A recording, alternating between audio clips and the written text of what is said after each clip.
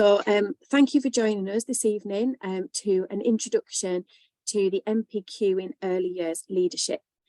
Just to give you a little bit more information about what this programme entails, hopefully answer any questions that you might have and talk a little bit about the application process as well. So, like I said, a massive thank you for joining us this evening, for showing an interest. It's really exciting that we've got the opportunity to share with you this relatively new programme for early years leaders and aspiring early years leaders, to have the opportunity to offer some fantastic professional development, because those who work in the early years do such an incredibly important job. So it's vital that you've got access to that high quality CPD provision to develop you as leaders. So first of all, I'm just going to start off with introducing the team. So my name is Nicola Bostock-Hayes and I am the Programme Manager for the Early Years Leadership Programme and the Leading Literacy Programme. And we sit as a programme under the Early Years and Initial Teacher Training Programme, and Sian Marsh is the director that oversees that programme. We've also got Jamie Ganley joining us this evening, and he's head of sales. So he will pitch in with any application questions or queries that you might have.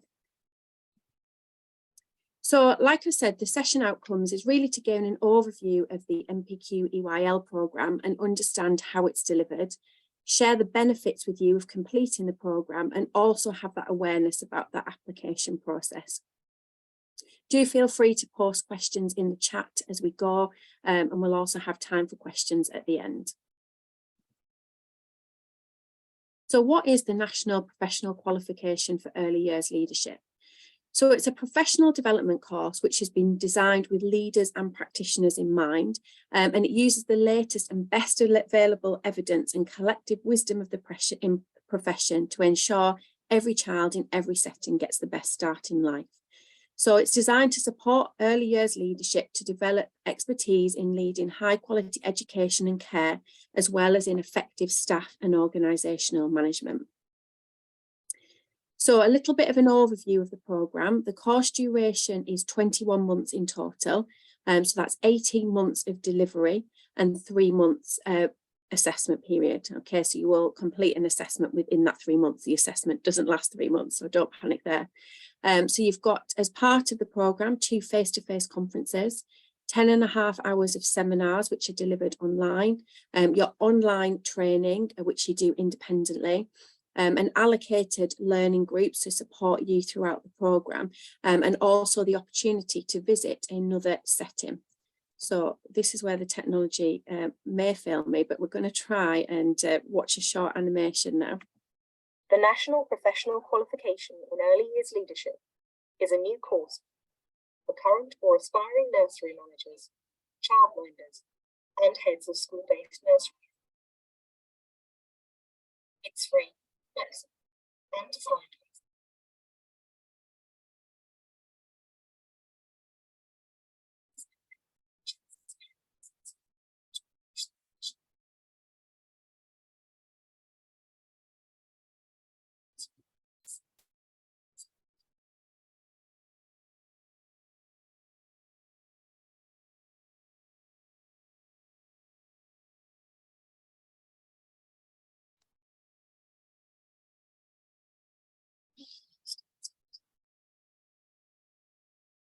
Aha, so that was a winner, it worked, fantastic. So it just gives you a bit of an overview of the programme. Oh, we don't want it again though, sorry. So is the NPQEYL right for you? So if you are, or you want to be, you're aspiring to be a manager of a private, voluntary and independent nursery, head teacher of a school-based or maintained nursery, or a childminder with leadership responsibilities, this course will provide you on training on a range of areas, from culture to child development, curriculum and assessment, additional and special educational needs, disabilities, professional development, organisational management, implementation and working in partnership.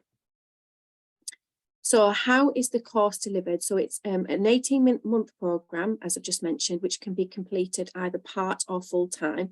And it's delivered through a mix of online and face-to-face training. It's very flexible, so you work it around what works for you. There's also the opportunity to visit another setting and receive one-to-one support for those people who are working in eligible settings. So it begins with an introduction module. You are allocated into a specific group for the 18 months, which is fantastic, really, because it just offers you and that group of up to 24 programme members a support network as you work through the programme, as you're discussing challenges that you are experiencing, offer advice and support to each other. Each unit, each module begins with self-directed study, which is online. There's quizzes, there's practice tasks. And prior to going to your group seminars, you complete a formative assessment task. And that is that's the basis of the seminars. It's all about discussion and applying your learning. Then you'll have the opportunity during the programme to attend 2 face-to-face conferences to build on the curriculum content.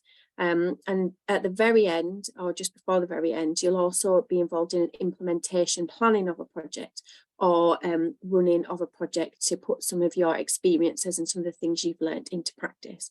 And then there's also the opportunity to have a school visit, nursery visit to a different childminder, different setting to share experiences. So this is the qualification structure in a different format. So it starts with that diagnostic testing to look at what are your strengths and what are your areas for development. Then, like I said, you go into your learning modules, which is all done online. I'll talk a bit more about the virtual learning platform shortly.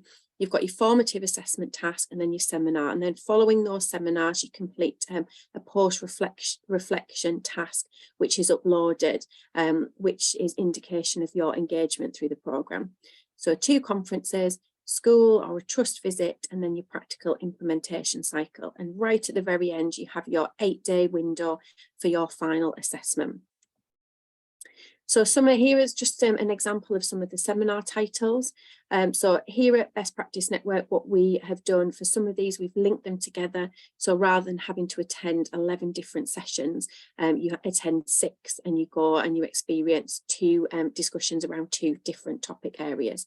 So you can see from working in partnership to assessment to culture. The people who are currently on the programme have just done their 2nd seminar session all around culture. So how are you assessed? So participants have to engage with at least 90% of the course and complete a final assessment. And that engagement includes attendance at all of the events, okay? So online seminars, in-person conferences, and engaging with that online content and completing post-seminar reflection tasks. You will have a facilitator that will be your facilitator for the duration of the programme, and they're on hand to answer questions. They'll deliver your seminars, answer emails and help prompt you so you know what's coming up and when. And then the final assessment will present a work-based situation that you might experience as an early years leader, okay? So you have 8 days to complete a written response to that, and it's an open book setting. So you have access to the full course for the 18 months and up to your assessment point. So you can go back, go over any modules that you need to go over. If there's a time, for example, where you've got Ofsteding and you fall slightly behind, then the content doesn't close, it's there for you to go back to. So you've got real flexibility with this programme. So how will it be funded? So it's free, essentially. The Department of Education is offering funded training scholarships to cover the course for this academic year and next. If your setting's not eligible for the scholarship funding, there is an option to pay for it as well. So some of the benefits were mentioned in the short animation we mentioned, but you get the opportunity to develop your leadership style, to practice ideas and share them in a safe environment and get some feedback, work with children who have additional and special educational needs, do a whole module of learning around that, the opportunity to do some learning around managing resources and budgeting effectively, and most importantly, learning from each other and building up your network to share best practice. So Best Practice Network are working as a delivery partner of Teach First. So what does this mean? So all of the materials that you will study and that you will have are supplied by Teach First. So we'll use the Teach First online platform, which is known as Brightspace, and training and professional collaboration sessions are delivered to the best practice network facilitators by Teach First. There'll also be feedback and evaluations to be completed from both facilitators and programme members from both Best Practice Network and Teach First. But your facilitator is employed by Best Practice Network and will receive guidance from us here at Best Practice Network. So Teach First have got their virtual learning platform. So once you are enrolled on the programme, you'll get your Teach First login details and you'll get access to Brightspace. So it contains all of the learning materials that you need, all of the formative assessment tasks that you've got to complete prior to seminars, and it allows you the opportunity to upload those post-seminar reflection tasks. So like I said, as soon as you have been enrolled, you'll have access to that and you can start working your way. It's actually really accessible, really straightforward to use once you get into the swing of it. And it also gives your facilitator the opportunity to see how you're getting along and progress that you're making through the programme as well. So we've got Annette Dapp, who's kindly joined us this evening, who is a facilitator on the EYL programme, and she's just going to talk to you a little bit about her role.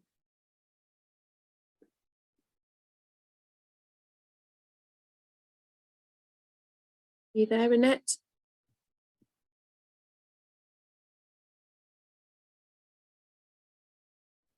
I can't seem to unmute Annette. I am here. I've done it. Hi, Nicola. Thank you. Thank you for the welcome. Yeah, so the facilitator role is a really quite exciting blend of a few different elements. And I think one of the really good things is that you stay with the programme members for the 18-month journey that they're on this leadership course. And one of the key roles is just to kind of keep them orientated, so they're completing and achieving the elements of Brightspace.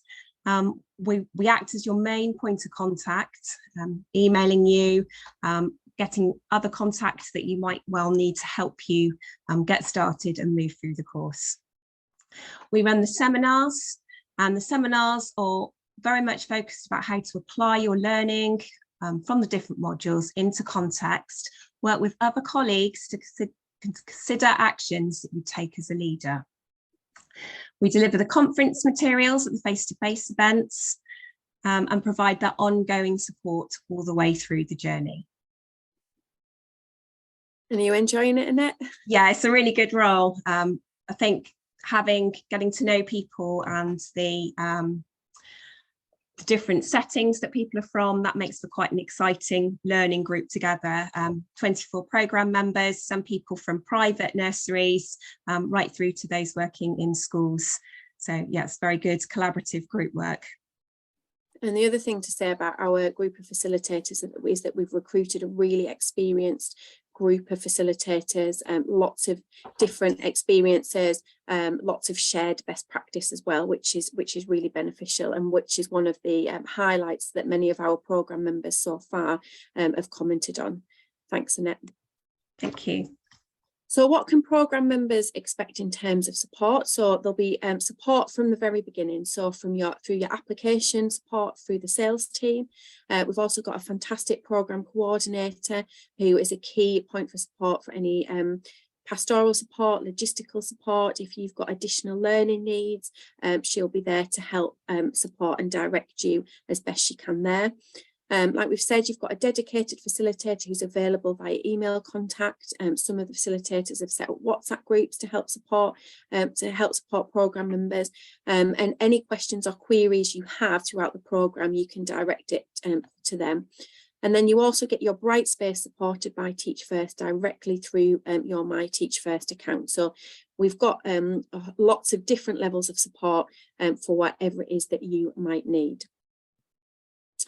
So completing the application process. So in order to, before you apply, it's good to have an awareness over the entry requirements. So you need to hold a full and approved level 3 early years qualification full and relevant qualifications are defined as level 3 or higher, that show your depth and level of learning appropriate to the specified outcomes of full early years childcare or play qualifications. So you need to make sure that you've got valid, reliable assessment and awarding procedures.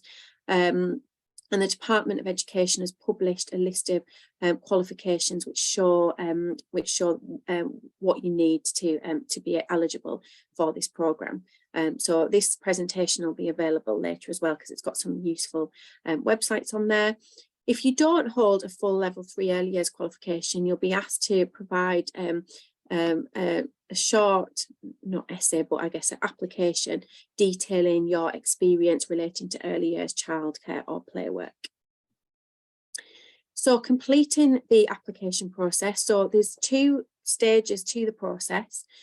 So when you come to want to apply, if you just pop onto the Best Practice Network and look for NPQEYL, and you've got a nice big blue box there, apply now for spring 2023, and that will take you to part 1 of the application process. And your part 1 is your very basic information, your name, setting, address, where you work, that kind of thing. Once that's completed, then part 2 will be sent out for you for completion, and that's a little bit more detail about your qualifications and experience. You will then be asked to register with the DFE. Now, this is really important because this is where we've had some issues this time. If your qualification is in your maiden name, then you need to use this maiden name when you apply, when you go to apply with the DFE. So if your qualification is in your maiden name, you've since been married, then apply with that maiden name when you register with the DFE. Alternatively, you may wish to update your details with the DFE before you apply, okay? The email address you give here will be in the application, and the DFE will be what you are contacted on for the entirety of the programme. So we suggest that you give a personal email, just in case for whatever reason you change setting, you get a new job, just so you've got that consistency. So use a personal email. When you register with the DFE, you'll be asked to choose your provider, and you need to choose Teach First, okay? The application sits with us, but because we're a delivery partner for Teach First, you must choose Teach First. You'll be contacted really quickly once your application is in. We've already started the enrolment process for the applications we've had in already. You'll be contacted to say whether you've been offered a place or not, and then the enrolment process will begin at our end, and you will await your welcome pack, and your Teach First log-on details will be sent out to you. If you childminders and nursery staff, all applicants must register for a TRN number, okay?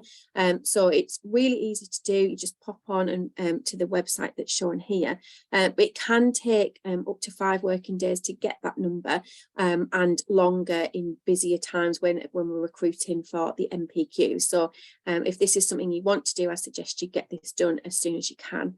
Childminders will need to provide evidence of their Ofsted early years registration, and nursery staff need to provide evidence of their work setting Ofsted early years registration as well. So we need that information as well. So in terms of next steps, if this is something that you want to go for, fantastic. We would really love to have you on board. So you complete part 1 of your application form, get your teacher reference number. If you don't have a number, you can contact that inquiries website and get that organised and obtain that, and they should get back to you within 5 working days. And if you've got any application queries once you get into completing your application, if you could contact NPQ at bestpracticenet.co.uk, we can answer those questions, whatever it may be. And there's no silly questions. If you're not sure, we'd much rather you get in touch, and we'll get back to you as quickly as possible to move you along in the application process. So that's all of the information from me. So there may be that you've got some questions. There's lots of information to digest. So if you want to go away and then come back with questions, that's absolutely fine as well. But we'll open it up to questions. Jamie, has there been many questions in the chat? So I've had one actually come through directly asking about, you mentioned the spring start date. When does that actually start, and when do people need to apply by? So we need to complete enrolment by the 30th of January. So really now is the time to be doing applications over the Christmas holidays, and we will begin in early February. Great, thank you. Can I apply if I work in a local authority nursery from Anonymous? Yes. Yeah, you will be eligible for funding. Excellent. And if I can't find, this is from Gila, if I can't find my level 3, could I send my BA honours degree certificate instead? Yes. No problem. Lovely. And that clears the 3 questions we got on the board. There's 2 participants with their hands raised. Would you mind typing your questions into the question and answer box, preferably? Find that's generally the easiest way to ask questions. From Anonymous, can I pay myself if my setting won't support? Yes, that's absolutely fine. So particularly if it's in a nursery attached to an independent school, private school, we have got some programme members who have done it that way. But they should be able to access scholarship funding in most cases. Yeah, in the majority of cases. The majority of people, I think there's maybe one who hasn't on the current programme, and we've got just over 100 in the first wave. So yeah, the majority of those do have the funding, do have the scholarship. Jamie, I can unmute the participants as there's only a few of them. Unmute them as they've got their hands raised in that order, if their questions are complex. Yep, sounds good, Joseph. So if we start with Shanaz.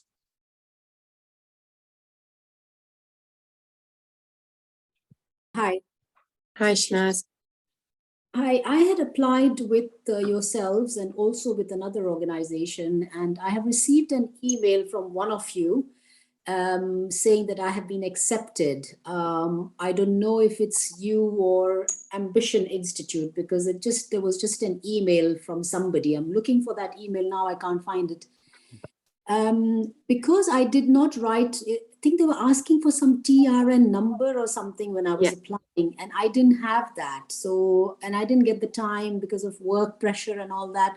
So I didn't come back to you, but then I received an email saying your application has been accepted, you are on the course. So I just wanted to know, is that you or is it the other institute?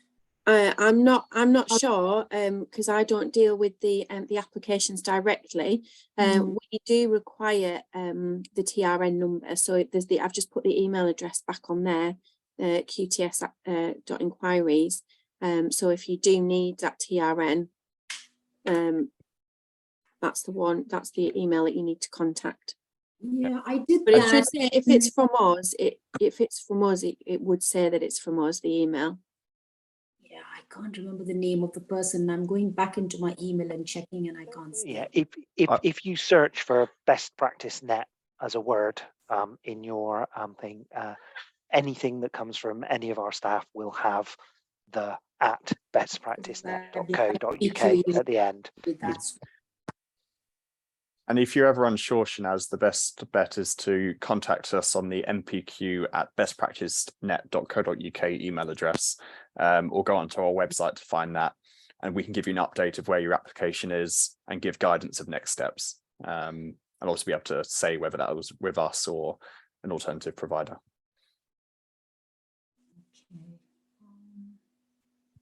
Great. Joseph, we go to Karina. Have I pronounced that correctly? Yes, you have. Thank you. Yeah, Karina. Excellent. Yeah, lovely. Hi, Karina. Hi, all right. Yeah, good. Thank you. Good. I was just wondering, I was listening to what you said about applying in your maiden name if your level 3 qualification was in your maiden name. So I qualified with a BTEC, but it was like 28 years ago. Yeah. And since then, I've done various other things and I've got my degree. Yeah. But it's not, I mean, it is actually professional studies and education, and I did take the early years strand, but I don't think that's written on. So which one should I use? I was married when I did my degree and not when I did my level 3. So when you, just trying to think for your teacher reference, so it's use your degree because that's the most recent one. Yeah.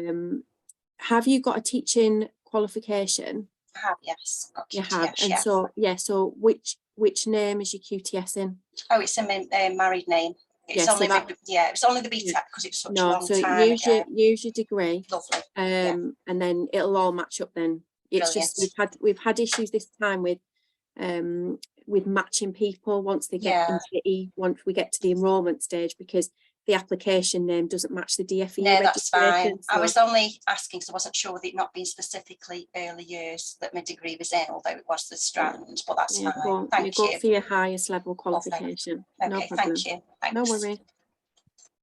And then we've had another question from anonymous Nicola saying, my DBS is not on the update service, but I have been in my current employment continuously. Is that good enough for the application process? The DBS, as in the safeguarding. Yes, I assume, yeah, DBS not on the update service. As part of the form, it asks you at the end if they have a DBS. Yes, I believe is my answer. I don't think it would exclude you from doing the qualification. No. Cool. Any final questions from anybody?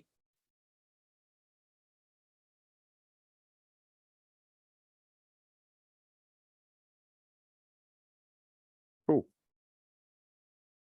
Fantastic. So, questions. Brilliant. Thanks everybody for joining us. That email address is on the screen, npq@bestpracticenet.co.uk. If you've got any further queries, just get in touch with us, and we'll endeavour to respond to you as soon as possible. It is first come, first served. So if we don't wait to get all the applications in and sift through them. If someone meets the criteria, they will be offered a place on the programme. So if you are keen, get the applications in. That'd be fantastic. Thank you very much.